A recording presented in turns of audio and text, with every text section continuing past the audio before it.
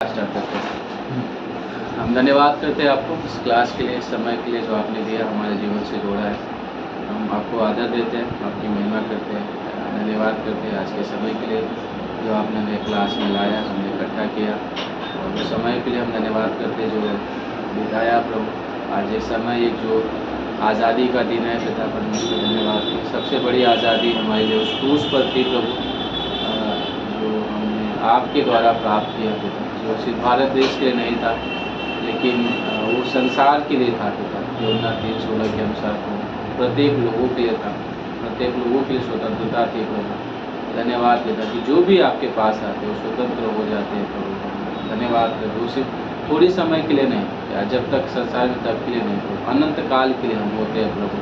और ये आपके द्वारा हुआ परमेश्वर प्रभु। हम प्रेयर करते हैं कि आज की क्लास के द्वारा हम सबसे आप बातें करें प्रभु, हमारी सहायता करें, मदद करें प्रभु यीशु के नाम से मांगते हैं, आमीन। आज का क्लास थोड़ा शॉर्ट रहेगा, जैसे मैंने शुरू में बताया था। ज़्यादा हम लोग ये भी शायद 30 मिनट या 35 मिनट का हमारा क्लास रहेगा। उसके बाद थोड़ा हम लोग, मैंने ऐसा बताया कि थोड़ा हम लोग फेलोशिप में जाएंगे, थोड़ा ज़्यादा समय सोचेगा आज संगति में बिताने के लिए हम लोग एक साथ बताएंगे। तो जस्ट थोड़ा रिवीजन करते हैं, जस्ट 5 मिनट के लिए कि पिछली क्लास में हमने क्या सीखा था, और उसके बाद फिर आगे हम कंटिन्यू जाएंगे, ठीक है। तो किसी कुछ याद है पिछली क्लास में क्या था? तो कोई बता सकता है जो आपको याद हो, या जो आप अपना नोट्स में से देख के बता सकते हैं जो आपको याद हो, जो मैंने बताया था। पवित्र आत्मा एक व्यक्ति है, उसका व्यक्तित्व के बारे में मैंने बात किया था ना। पवित्र आत्मा कोई सामर्थ्य नहीं है। पवित्र आत्मा है, Holi spirit not a power, is a person. तो कोई सामर्थ्य नहीं है, लेकिन वो एक व्यक्ति है। सामर्थ्य में हम इमोशन नहीं होता, भावना नहीं होती, लेकिन पवित्र आत्मा क्योंकि व्यक्ति है, इसके अंदर इच्छा है, भावना है ना, विवेक है उसके अंदर ना। और क्योंकि पवित्र आत्मा वो व्यक्ति है, इसलिए हम उसे, वो शोकित होता है, हम उसे झूठ बोल सकते हैं ना, हम उसे छुपा सकते हैं, राइट। हम बहुत सारी चीज़ें हम पवित्र आत्मा के साथ हम कर सकते हैं, वो इसलिए क्योंकि वह क्या है, व्यक्ति है।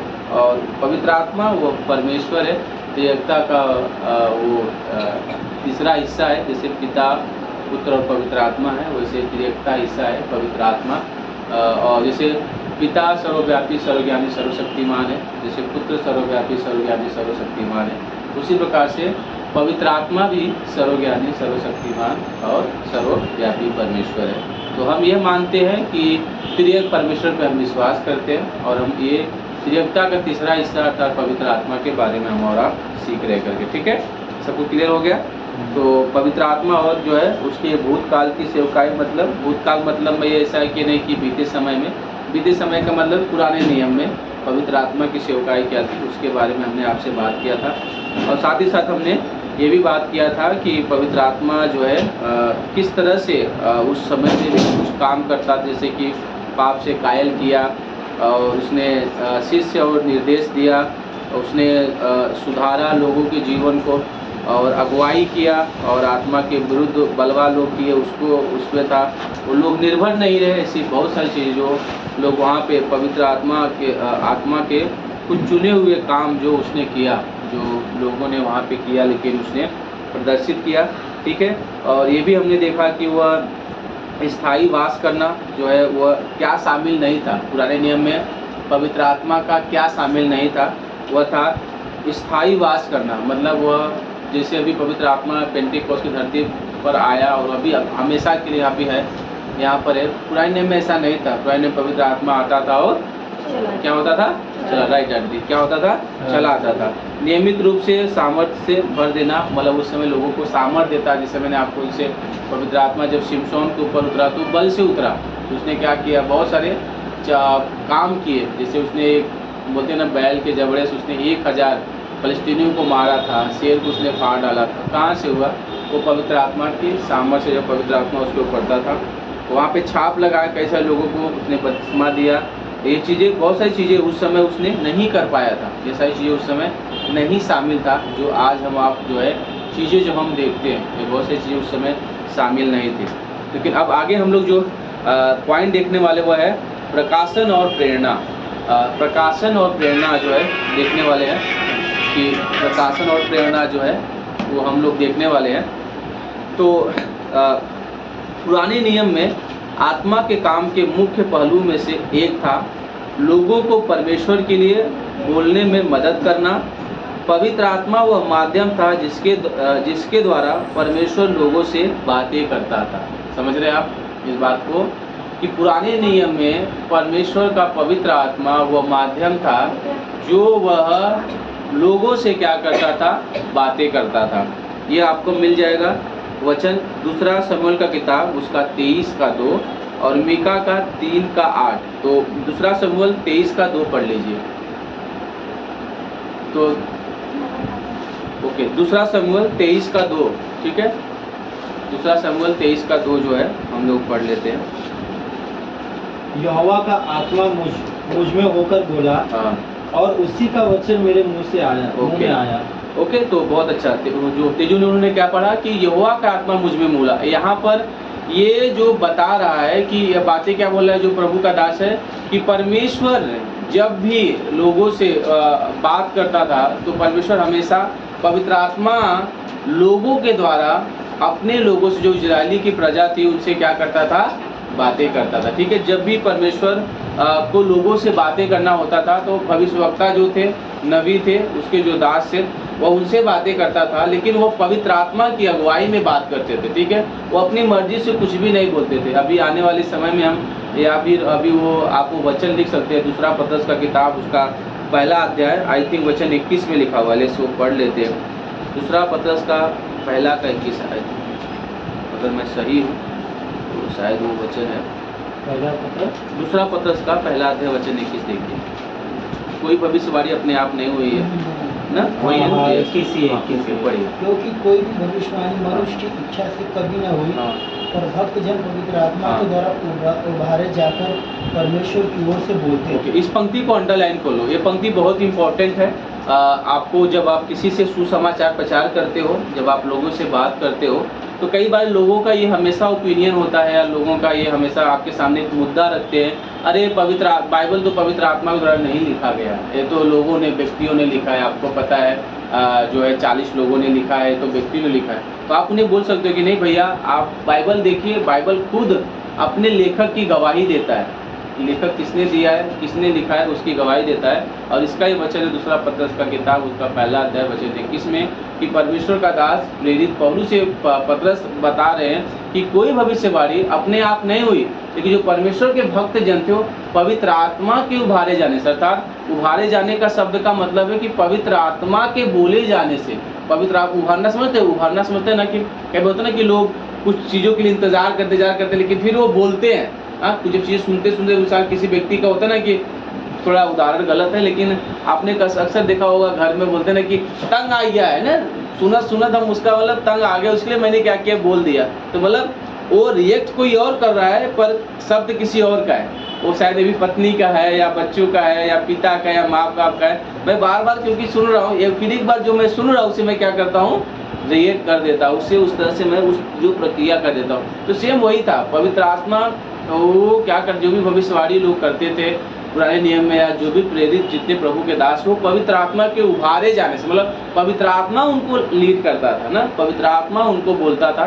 फिर वो क्या करते थे, वो बातें, वो परमेश्वर के वचन को लिखते भी थे और जाके लोगों से वह बताते थे और बताते भी। ठीक है, तो यह जो है पवित्र आत्मा का जो है ये काम था पुराने नियम में। ठीक है, पुराने नियम के नबियों के द्वारा परमेश्वर ने अपने आत्मा द्वारा सच्चाई को बताया और पाप को कायल किया। वाह, ये वचन लिख लीजिए आप लोग। इब्रानी का 1 अध्याय वचन 1 से 2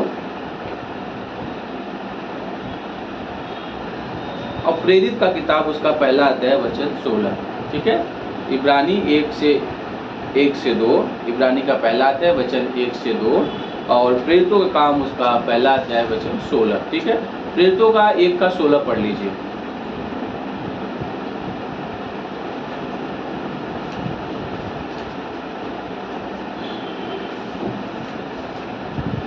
हे भाइयों, अवश्य था कि पवित्र शास्त्र का वह लेख पूरा हो जो पवित्र आत्मा ने दाऊद के मुख से यहूदा के विषय में, जो यीशु के पकड़ने वालों का अगुआ था, पहले से कहा था। ओके, तो यहाँ पर अगर आप भजन संहिता का किताब उसका 22 अध्याय अगर आप 21-22 अध्याय पढ़ोगे तो वहाँ पे लिखा है कि मेरे मित्र ने मुझे पकड़वाया है। तो ये दाऊद जो है अपने बारे में बहुत बोल रहा है, लेकिन साथ साथ तो भविष्यवाणी हो रहा है प्रभु यीशु मसीह के बारे में। ठीक है, ये यहूदा ने क्या किया था, प्रभु यीशु मसीह को 30 चांदी सिक्के लिए क्या किया था, पकड़वा दिया, लाइक उसने बेच दिया था, पकड़वा दिया था ना। तो यहूदा यह जो है यह पुराने नियम में भविष्यवाणी थी, याद रखना।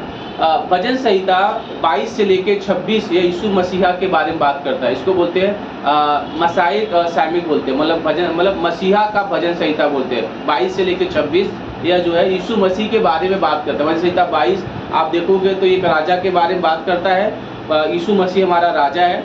भजन संहिता 23 यह बताता है यीशु मसीह हमारा क्या है, चरवाहा है। ठीक है, भजन संहिता 24 अगर आप पढ़ोगे तो लिखा है हमारा अगुआ है, जो हमारा वो अगुवाई करने वाला है। इस तरह से अलग अलग चीज़ें 26 तक जो है अलग अलग चीज़ों के बारे में जो है बात करता है, जो प्रभु यीशु मसीह के बारे में प्रतिरूप है। भजन संहिता अगर आप 22 पढ़ोगे, 22 से आगे 26 तक, तो आपको चीज़ें मालूम पड़ जाएगा।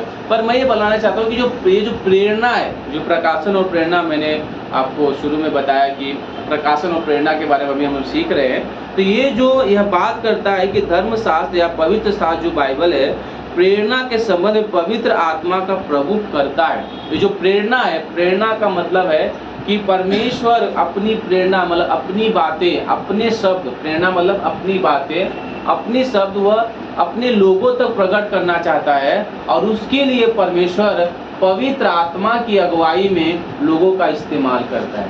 समझ रहे आप लोग? परमेश्वर अपने पवित्र आत्मा को अपनी प्रेरणा मतलब अपनी बात को, अपनी चीज़ों को रखना चाहता है, बताना चाहता है, बोलना चाहता है, लेकिन उसके लिए परमेश्वर अपने पवित्र आत्मा जो उसका मुख्य करता है उसको इस्तेमाल करता है लोगों के द्वारा उपयोग करने के लिए। समझ में आया आपका? तो इसका उदाहरण आपको मिल जाएगा 2 तीमुथियुस का किताब, उसका 3 अध्याय वचन 16 में। ठीक है, देखिए वहाँ पे वो वचन पढ़िए, कुछ थॉट्स है वहाँ से मैं बोलूँगा, बात करेंगे उसके विषय पे, फिर वहाँ पे वहाँ से आगे चलेंगे। ठीक है, 2 तीमुथियुस का 3:16 पढ़ लीजिए। और अगर आपने पंक्ति अंडरलाइन नहीं किया है तो पंक्ति को अंडरलाइन कर लीजिए, बहुत ही महत्वपूर्ण पंक्ति है यह बाइबल की।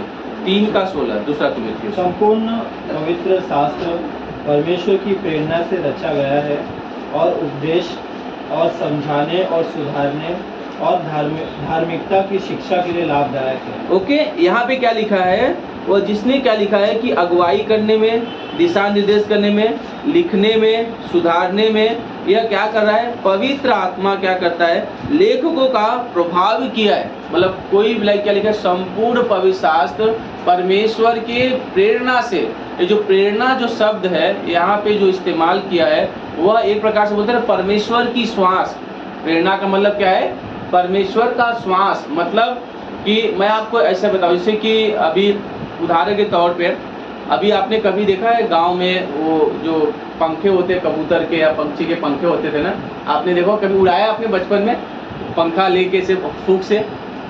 वो कभी देखा आपने? हम अक्सर बचपन में होता था ना, ले लेते थे फिर उसको फूंकते थे, फिर उधर जिधर चाहते उसको उड़ाने की कोशिश करते थे ना, उधर जाता था फिर फूंक मारते थे, फिर उधर चला जाता था, फिर फूंक, मतलब वह उड़ तो रहा है लेकिन जो उड़ाने की प्रक्रिया है वो हमारे हाथ में होता था। मतलब कहने का मतलब है जो परमेश्वर, जो पवित्र शास्त्र बाइबल लिखा जा रहा था, जो पेन चला रहे थे वो लोग चला रहे थे, जो शब्द था वो लोग बोल रहे थे, लेकिन जो उसके पीछे जो बोलना था, जो अगुवाई करना था, जो लीड करना था, वो परमेश्वर का पवित्र आत्मा था।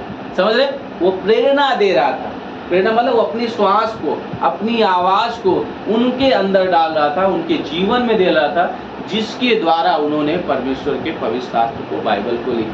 तो अगली बार जब कोई आपको पूछेगा कि बाइबल किसने लिखा, तो आप 2 पत्रस का 1 अध्याय वचन 21 आप उनको बता सकते हैं, और 2 तीमुथियुस 3:16 बता सकते हैं कि बाइबल परमेश्वर ने अपने पवित्र आत्मा के द्वारा लोगों की अगुवाई में इस बाइबल को लिखा है। इसका मतलब बाइबल एक जीवित वचन है, क्योंकि परमेश्वर स्वयं ने इस बाइबल का लेखक है, इस बाइबल का जो है रचयिता है। परमेश्वर ने इस बाइबल को क्या किया है, लिखा है करके। ठीक है, क्लियर हो गया? किसी को कुछ सवाल है इसके ऊपर? आगे चले? ओके,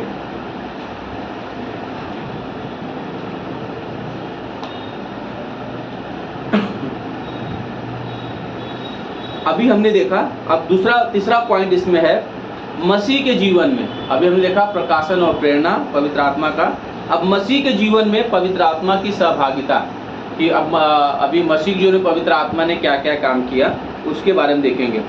मसीह के जीवन में पवित्र आत्मा की सेवकाई के 4 मुख्य क्षेत्र को प्रभावित करता है। ऐसे 4 मुख्य क्षेत्र हैं जो मसीह के जीवन में पवित्र आत्मा का कार्य वहाँ पे शामिल। बहुत सारी चीज़ है, पर 4 मुख्य हिस्से के मुद्दे पे हम लोग जो है बात करने वाले हैं, जो हम लोग बात करेंगे। सबसे पहला मुद्दा है जो परमेश्वर के पवित्र आत्मा ने प्रभु यीशु मसीह के समय में किया हुआ था, उसका कुंवारी से जन्म होना। ठीक है, ये किसका काम था? परमेश्वर के पवित्र आत्मा का काम था। यीशु मसीह का कुंवारी से जन्म लेना किसका काम था? परमेश्वर के पवित्र आत्मा का काम था। और मैं चाहता हूँ इस वचन को आप लोग पढ़ लीजिए, मत्ती का किताब। मैं कुछ 1 मिनट मैं वो थॉट आपको वो वर्ड कुछ बताना चाहता हूँ। 2 वचन लिख लीजिए, फिर मैं बताता हूँ कौन सा वचन पढ़ना। मत्ती का किताब पहला अध्याय 18 से 20 और लूका का किताब पहला अध्याय 35 से 37। ठीक है, लूका का पहला अध्याय 35 से 37 वचन। तो मैं आपको बताना चाहता हूँ। मत्ती का किताब उसका पहला अध्याय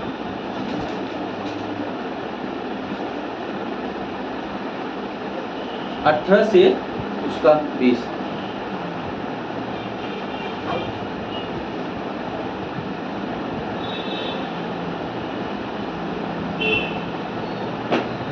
अठारह से 20 पढ़िए, मत्ती का पहला अध्याय 18 से 20। और एक पंक्ति है जो अंडरलाइन कर यीशु मसीह का जन्म इस प्रकार से हुआ कि जब उसकी माता मरियम की मंगनी यूसुफ के साथ हो गई तो उनके इकट्ठा होने से इस पंक्ति को अंडरलाइन करना, उनके इकट्ठा होने से पहले। मैं इस बात को थोड़ा एक्सप्लेन करूंगा आपको, थोड़ा इसी टॉपिक पे जाएगा। इस पंक्ति को लेना, उनके इकट्ठा होने से पहले। ठीक है, आगे पढ़िए। तो उनके इकट्ठा होने से पहले पहले ही वह पवित्र आत्मा की ओर से गर्भवती पाई गई। इस लाइन को भी अंडरलाइन कर लीजिए, वह पवित्र आत्मा के द्वारा क्या पाई गई? गर्भवती पाई गई। मैं इस सेंटेंस को बताता हूँ आपको, आप पहले पढ़ लीजिए। अतः उसके पति यूसुफ ने जो धर्मी था और उसे बदनाम करना नहीं चाहता था, उसे चुपके से त्याग देने का विचार किया। जब वह इन बातों के सोच ही में था तो प्रभु का स्वर्गदूत उसे स्वप्न में दिखाई देकर कहने लगा, हे यूसुफ, दाऊद की संतान, तू अपनी पत्नी मरियम को अपने यहाँ लाने से मत डर, क्योंकि जो उसके गर्भ में है वह पवित्र आत्मा की ओर से। ओके, ये लास्ट पार्ट भी अपना अंडरलाइन कर लीजिए पेन से। क्या लिखा है? क्योंकि जो उसके गर्भ में है वह पवित्र आत्मा के ओर से है। ठीक है, ओके। वह पुत्र जनेगी। नहीं, बस उतना ही पढ़ना है। लूका की किताब उसका पहला अध्याय में चलते हैं, वहाँ पे कुछ पंक्ति है वो भी अंडरलाइन कर लीजिए। 35 वचन पढ़िए, लूका का 35 वचन से पढ़िए। स्वर्गदूत ने उसको उत्तर दिया, पवित्र आत्मा तुझ पर उतरेगा और परम प्रधान की सामर्थ तुझ पर छाया करेगी, इसीलिए वह पवित्र जो उत्पन्न होने वाला है परमेश्वर का पुत्र कहलाएगा। ओके, ये पंक्ति 35 नंबर पंक्ति जो है वो अंडरलाइन कर लीजिए। क्या लिखा है यहाँ पे कि स्वर्गदूत ने उत्तर दिया कि परमेश्वर का पवित्र आत्मा उतरेगा। ठीक है, मतलब उतरेगा और परम प्रधान की सामर्थ तुझ पर क्या करेगी? छाया करेगी। अब थोड़ी समय के लिए, अब इस थोड़ा ये बहुत बड़ा रहस्य की बात है, लेकिन जस्ट आप लोग समझने की कोशिश करिए। अगर आप उस बात को समझोगे, मैं बहुत ही साधारण तरीके, क्योंकि इस मुद्दे पे बहुत सारे सवाल उठते हैं, बहुत सारे क्वेश्चन उठते हैं, बहुत सारी बातें उठती है और ऐसे लोग भी बोलते हैं जिसके कारण लोग इस यीशु मसीह के कुंवारी से जन्म होने की बात को क्या करते हैं? वो डिनाई करते हैं। वो मानते हैं कि यीशु मसीह असंभव है कि कोई कुंवारी एक बच्चे को जन्म दे, क्योंकि यूजुअली क्या होता है, जब एक स्त्री एक पुरुष, जब एक बच्चे हमेशा जो है एक पुरुष एक स्त्री के द्वारा, एक महिला के द्वारा उनका बच्चा उनको होता है, लेकिन कभी भी कोई भी स्त्री बिना पुरुष के बच्चा नहीं दे सकती। लेकिन मत्ती का किताब पहला अध्याय में लिखा है कि उनके इकट्ठा होने से पहले मतलब उनकी शादी नहीं हुई थी, खाली बस उनकी मंगनी हुई थी, तो उनके इकट्ठा होने से पहले पता है वो क्या हुई? वो पवित्र आत्मा के द्वारा गर्भवती पाई गई। समझ रहे आप लोग? किसको गर्भवती पाई गई? पवित्र आत्मा के द्वारा क्या हुई? वह गर्भवती पाई गई। मतलब अब गर्भवती का मतलब सुनो, अभी मैं थोड़ा कुछ ओपन बातें बता रहा हूँ क्लियर करने के लिए। देखो, जो उसका बोलते हैं ना कि जो उसका बच्चेदानी था, ठीक है, जो बच्चेदानी था, बच्चेदानी जो है कुछ ऐसा गोलाकार का होता है, ठीक है, ये चीज़ें होता है। तो जो उसके अंदर जो था ना, उसके अंदर वो पवित्र आत्मा उस पर छाया था, उसको पूरा जो कवर था ना, वो पवित्र आत्मा का सामर्थ्य उसके ऊपर था, ठीक है। अभी मैं आपको समझाने की कोशिश करता हूँ। अभी ये बच्चेदानी हो गया, ठीक है। अभी ये वो जो है वो अंश आ गया, तो ये उसके ऊपर ना मानो ना पूरी तरह से ये क्या किया, पूरा कवर कर लिया, ठीक है। पूरी की पूरी तरह से क्या किया, कवर कर लिया। मतलब अब कोई भी अंश चाह के भी वो इसमें अगर कोशिश करे कि मैं जाऊं, तो कोई भी चीज इसमें क्या होगा, नहीं जा सकता। मतलब बोलते ना कि एक भी डीएनए, ऐसा माना जाता है ना कि मरियम का भी डीएनए, पता है, अगर सोचो, अभी मैं अब समझिए आप लोग, अभी इसके अंदर कुछ चीजें है, इधर सब लोग ध्यान दीजिए थोड़े समय के लिए, आप समझ जाएंगे। अभी इसके अंदर देखो, ये हो गया, मैंने इसके अंदर बिस्किट अभी डाला है। अब मैंने क्या किया, बिस्किट को क्या किया, मैंने ये कवर कर लिया। अब कवर करने के बाद मैंने इसको अच्छे से कवर कर लिया। अब मैं इसके ऊपर खूब धूल मारूंगा, मिट्टी मारूंगा, क्या उसको इसके अंदर जाएगा, नहीं जाएगा ना। क्यों नहीं जाएगा, क्योंकि ये क्या है, कवर है पूरी तरह से, ठीक है। सेम उसी प्रकार से जो चीजें था, जो मरियम का जहाँ पे उसने जन्म लिया ना, परमेश्वर का बोलते हैं ना यहाँ पे, जैसा एक बार पढ़ियो लूका का 1:35 क्या लिखा हुआ है,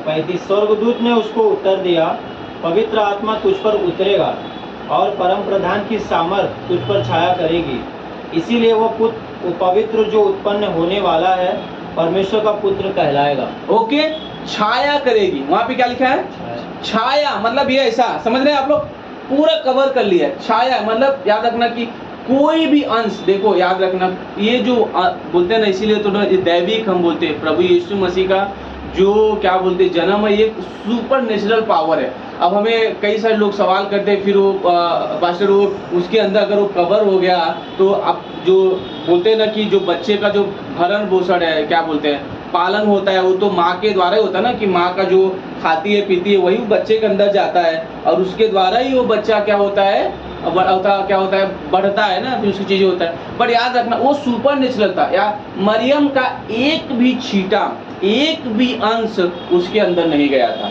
वो जो बढ़ना था उसके अंदर, वो बढ़ना, हड्डियां का निर्माण होना, उसके अंदर हार्ट दबकना, वो सब चीजें सुपर नेचुरल तरीके से हो रहा था। अब मैं उदाहरण के तरीके के, अब आपको एक उदाहरण, सिंपल सा तरीका है जहां से आप लोग समझ जाएंगे।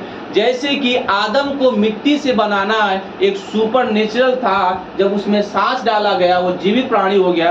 उसी सुपर नेचुरल तरीके से परमेश्वर ने अपने जो अंश था, परमेश्वर ने उसके अंदर वो चीजें रखा और पवित्र आत्मा से कवर कर लिया, और जो उसका बढ़ना था, बढ़न पोषण सब कुछ, वो सुपर नेचुरल तरीके से, मतलब उस दैविक सामर्थ्य से बढ़ा। याद रखना, मरियम का एक भी अंश उसके अंदर नहीं गया था, क्योंकि पवित्र आत्मा वहां पे क्या किया गया था, शायद, क्योंकि ऐसा मानते हैं, मतलब सच्चाई है कि अगर एक भी अंश अगर मरियम का उसके यीशु मसीह के अंदर चला गया होता ना, तो प्रभु यीशु मसीह पापी हो जाता था।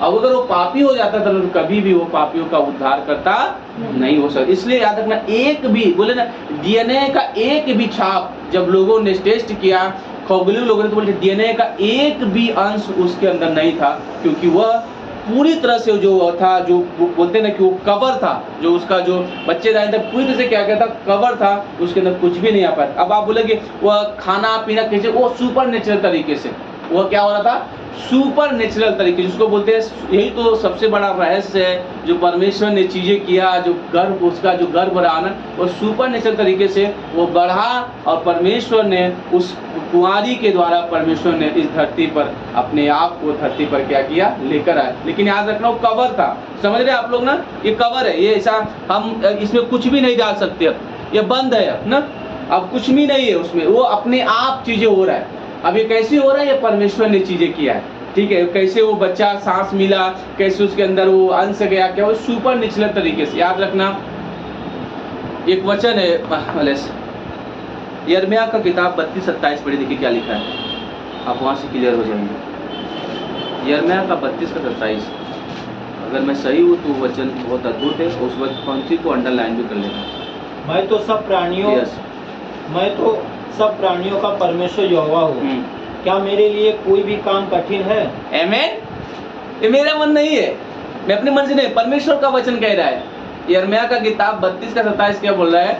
मैं तो सब प्राणियों का परमेश्वर हूँ, क्या मेरे लिए कोई काम कठिन है? परमेश्वर के लिए कोई भी काम कठिन नहीं है, वो कुछ भी कर सकता है। तो ये जो था, ये जो उसके अंदर जो उनका आना, उसमें बढ़ना रहना, वो चीजें था। बट अभी आप बोलोगे पास्टर ठीक है, अगर आप परमेश्वर कर रहे थे तो फिर उसके ऊपर पवित्र आत्मा का वो आवरण क्यों किया, उन्होंने ढका क्यों? वही इसलिए पता है क्योंकि वो एक भी अंश मरियम का वो उनके अंदर नहीं देना चाहते, क्योंकि अगर वो चीजें आ जाता था ना तो वो चीजें कभी भी पता है वह उद्धार करता नहीं बन पाता, क्योंकि जो पापी स्वभाव था जो आदम से आके मरियम के अंदर था, वही स्वभाव उनके अंदर आ जाता था। अगर उनके अंदर वो स्वभाव आ जाता था तो कभी वो उद्धार करता नहीं बन पाते थे। समझ में आ गया सबको? ठीक है, क्लियर हो गए आप लोग? हाँ, तो ये चीजें है, इसलिए परमेश्वर ने वो एक सुपर नेचुरल जन्म था, लेकिन किसके द्वारा हुआ? पवित्र आत्मा के सामर्थ्य के द्वारा हुआ। कई बार हम बहुत लाइटली लेते हैं पवित्र आत्मा को, बहुत लाइटली, हमें लगता है पवित्र आत्मा कुछ नहीं, लेकिन सोचो ना वो सामर्थ्य किस तरह से, सोचो वो वहां पे रखना ही नहीं था, लेकिन वो बेबी को ध्यान दे रहे थे। वो पवित्र आत्मा ना वो पुत्र को पूरा हर चीज, वो सेवन, ध्यान देना, केयरिंग, हर चीजें बोलते पूरा स्वस्थ थे वो एकदम, किसी प्रकार का प्रॉब्लम नहीं, कोई प्रकार का चीजें नहीं। सोचो ना कि ऑक्सीजन का कनेक्शन भी नहीं है वहां पे, ढके हुए हैं, कैसे रहे होंगे ना यार, सोचने वाली बात है ना। अगर उनको कुछ खाना नहीं मिल रहा है, पानी नहीं मिल रहा है, हर चीजें नहीं मिल रहा है ना, हाँ कुछ भी नहीं मिल रहा है, लेकिन फिर भी वो बढ़ रहे हैं, वो पवित्र आत्मा की सामर्थ्य। कई बार हम परमेश्वर के पवित्र आत्मा को हम एक ऐसे क्या बोलते हैं, कमजोर तरीके से हम तुलना कर लेते हैं ना कि हमें लगता है कि परमेश्वर की पवित्र आत्मा वो सामर्थ्य नहीं है। रोमियो का 8 का 11 पढ़ी, देखिए पवित्र आत्मा के सामर्थ्य के बारे में।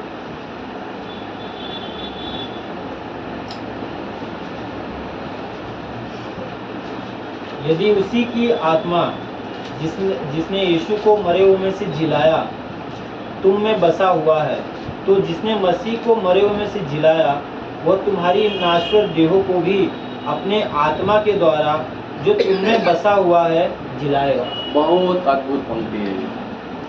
अगर मैं इस पे बोलने जाऊँ, हम और लालू ना, अगर हम अगर 1 घंटा भी प्रीचिंग कर देंगे ना तो हमारे लिए कम हो जाएगा।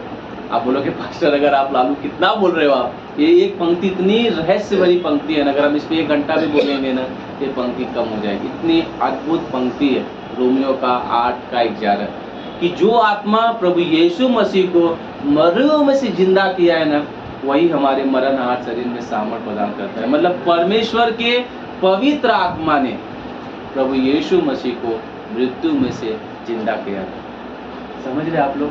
वो सामर्थ्य, क्योंकि वो परमेश्वर है, वह सर्वव्यापी है, वह सर्वज्ञानी है, वह सर्वशक्तिमान। इन दिनों मेरे लिए मैं आप सबसे सच्चाई पता चला ना, इसके पहले ना जब पास्टर ना कई बार हमारे मन में चीजें होता है, लेकिन जब से मैं क्लास पढ़ा रहा हूँ ना, seriously I am very serious for that इस टॉपिक। रियली मैं बहुत सीरियस हूँ। अब रियली मैं प्रे करता हूँ, रियली मैं जानता हूँ कि आप अद्भुत हो, आप पवित्र आत्मा हो, आप सच में आप परमेश्वर है, और जो चीजें आपने किया है ना वो परमेश्वर के अलावा कोई भी नहीं कर सकता। तो इसलिए उसकी कुंवारी के जन्म में, प्रभु यीशु मसीह कुंवारी जन्म में वो चीजें थे। दूसरा पॉइंट जो चीजें था, बस ये लास्ट है, उसके बाद हम लोग क्लास बंद करेंगे। उसके बाद थोड़ा फेलोशिप जैसे मैंने बताया वो करने वाले, दूसरा टॉपिक है। बाकी जो 2 टॉपिक है अगली क्लास में कवर करेंगे, ठीक है। ये दूसरा पॉइंट है। पहला मैंने बताया जो है 4 मुख्य उद्देश्य में मैंने बताया ना, तो पहला था उनका कुंवारी से जन्म होना, ठीक है। दूसरा यह था उसकी सेवकाई के लिए अभिषेक तथा सामर्थ्य देना। पवित्र आत्मा आप दूसरा चीज क्या कर रहे हैं, उनका अभिषेक किया, प्रभु यीशु मसीह का उन्होंने अभिषेक किया, और सेवकाई में उन्होंने क्या किया, सामर्थ्य दिया। परमेश्वर प्रभु यीशु मसीह धरती पर जितने भी काम किए वो परमेश्वर के पवित्र आत्मा के सामर्थ्य की अगुवाई में किए। आप बोलोगे पास्टर कहाँ से आप बात कर रहे हो? वो इसलिए क्योंकि अगर आप बाइबल पढ़ोगे तो फिलिपियों का किताब 2 अध्याय 7 से 8 के अनुसार उन्होंने अपने आप को शून्य कर दिया था और एक साधारण से मनुष्य का रूप धारण कर लिया। मतलब उन्होंने जो उनका सामर्थ्य था, जो उनका ताकत था ना, उन्होंने पूरी तरह उसका त्याग कर दिया था। एक साधारण मनुष्य बन गए थे। हाँ, वो परमेश्वर थे, वो सब कुछ थे, लेकिन जो भी वो धरती पर सामर्थ्य के काम किए वो परमेश्वर के पवित्र आत्मा की अगुवाई में था। समझ रहे आप लोग? वो किसमें था? परमेश्वर के पवित्र आत्मा के अगुवाई में था। एक मनुष्य के रूप में यीशु उसकी बपतिस्मा के समय पवित्र आत्मा का अभिषेक किया। लूका का किताब उनका अभिषेक कब हुआ था?